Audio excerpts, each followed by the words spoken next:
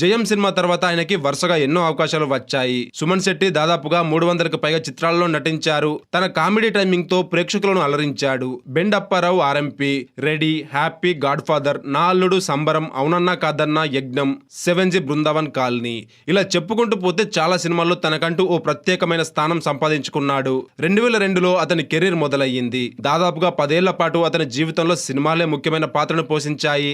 ఎప్పుడైతే ప్రేక్షకుల అభిరుచి మారిందో అప్పటి నుంచి సుమన్ శెట్టికి అవకాశాలు తగ్గాయి. దానికి కారణం కొన్ని సినిమాలలో ఆయనతో బాడీ షేమింగ్ గురించి డైలాగ్స్ పలికించడమే.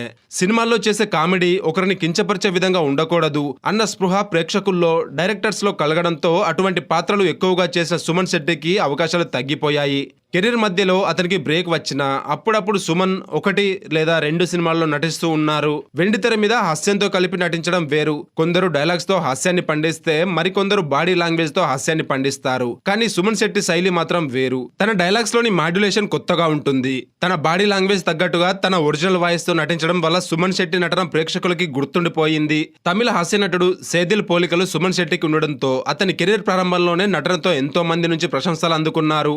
ఇప్పటికీ సుమన్ శెట్టి పేరు చెప్తే మాత్రం ఆయన నటించిన మొదటి సినిమా జయం గుర్తొస్తుంది. ఆ తర్వాత 7G Brindavanam colony, Nandi award అందుకున్న అతని ఆలీబాబా పాత్ర ఆ సినిమాలో ఒక హైలైట్ అని చెప్పాలి. 300 సినిమాల్లో నటించిన సుమన్ శెట్టికి భార్య, కూతురు, కొడుకు ఉన్నారు. సుమన్ శెట్టి తండ్రి మరణం ఆయన జీవితాన్ని మార్చేసింది. ఆల్మోస్ట్ డిప్రెషన్ వరకు వెళ్లిపోయాడు.